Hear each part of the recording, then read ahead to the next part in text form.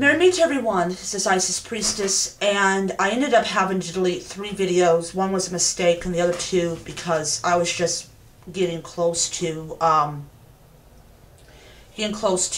the end of the memory of this stick.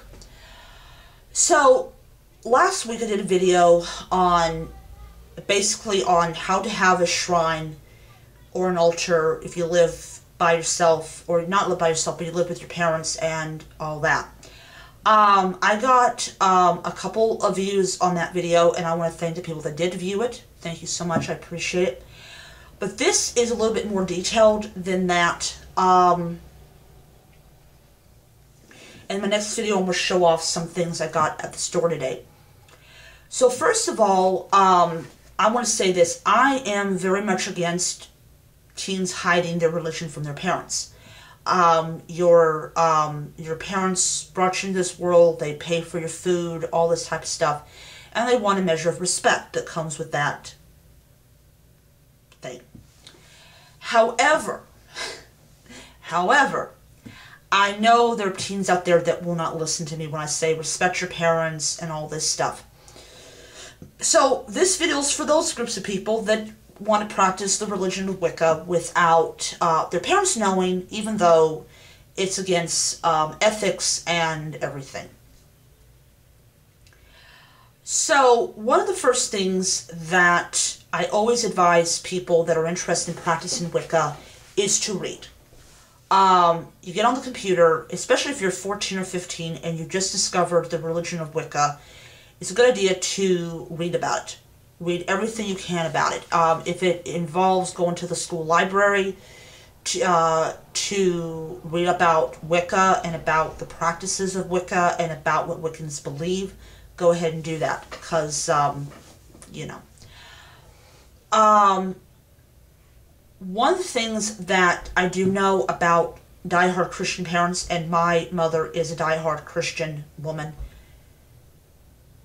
is that if they do not want you to practice it, they most definitely do not want you to read about it, because their belief is that they keep you from reading these books, that you will not know how to practice, you will not want to know how to practice, and on and on. The information out there about the Wiccan Rede, about the threefold law, about Wiccan beliefs, about the history of the craft is absolutely free. You do not need to pay for it. Libraries have books on Wicca. The Completed Guide to Wiccan Witchcraft. They do talk about the Wiccan Rede, Threefold Law, all that type of stuff. But they also give you a foundation.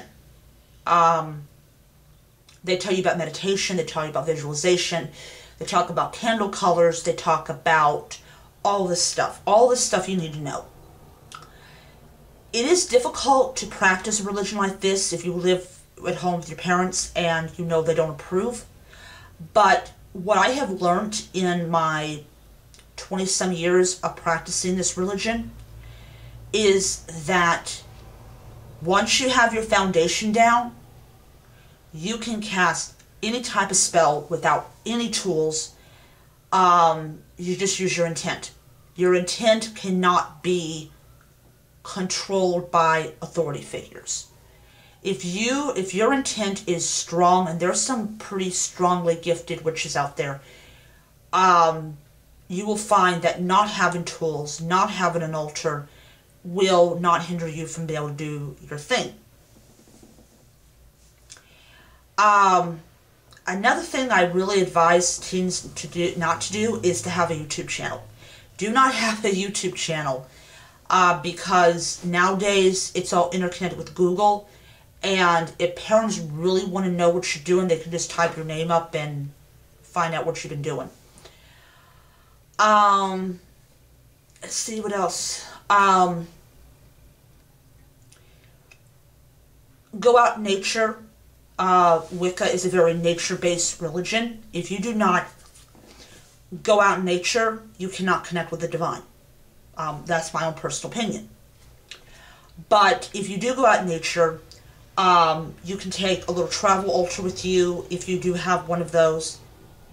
And you can set up a little miniature sacred space and do rituals. You can do rituals out in the woods, whatever. Just be wary of your environment. At some point, you will leave home, which is always good. And once you leave home, your parents cannot tell you what to do.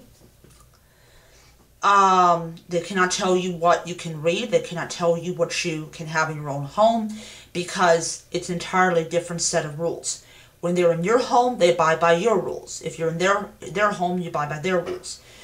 But the divine is not limited to statues or to sacred spaces. The divine is everywhere. Since I'm focusing on Bastet, and Mom has no problem with cat figurines and stuff like that, the sun, to me, represents Bast, just as much as it represents Ra, and Sekhmet, and other solar deities. And so, by seeing the sun, I see Bast, I see Sekhmet, I see Ra, I see Khifri, I see Amun, and Atum. So I don't need to have a statue. The sun is my statue. So for me, it's very easy to modify. I have been doing this for over 20 years, and I can easily modify my practice like that. You know, listen to your parents. They know what's best for you. They care about you. They worry about you.